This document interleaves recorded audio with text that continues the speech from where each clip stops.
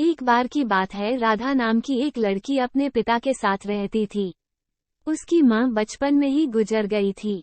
वो अपने घर का काम करती फिर कॉलेज जाती थी। कॉलेज जाते समय वो रोज रास्ते में एक जगह पक्षियों को दाना डालती थी। उसके घर में भी 2 पक्षी थे, उनको भी वो रोज दाना डालती थी। एक दिन उसको पक्षियों को दाना डालते जमींदार के बेटे ने देख लिया। उसने अपने पिता से जाकर राधा से शादी करने की इच्छा जताई। जमींदार ने राधा के पिता से बात करके अपने बेटे की शादी राधा से करा दी। राधा अपने साथ घर के पिंजरे के 2 पक्षी भी लेकर ससुराल आ गई। वो उन पक्षियों को रोज दाना डालती थी। राधा की सास को ये बिल्कुल भी पसंद नहीं था। वो उन पक्षियों को परेशान करती थी। वो उनका दाना पानी जमीन में फेंक देती थी। एक दिन राधा की सास ने पक्षियों का पिंजरा ही जमीन पर फेंक दिया। उसे ये करते हुए राधा ने देख लिया। राधा ने मना किया तो उसकी सास ने राधा को ही डांट दिया। इन सब बातों से राधा परेशान रहने लगी। एक दिन राधा के पति ने परेशानी का कारण पूछा तो उसने सारी बात बता दी।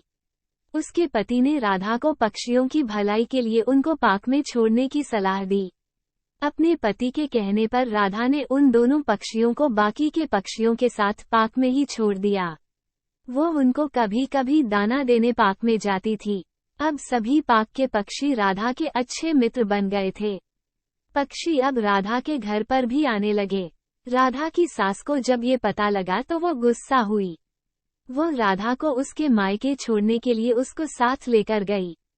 रास्ते में कुछ चोरों ने राधा की सास के गहने चुराने की कोशिश की।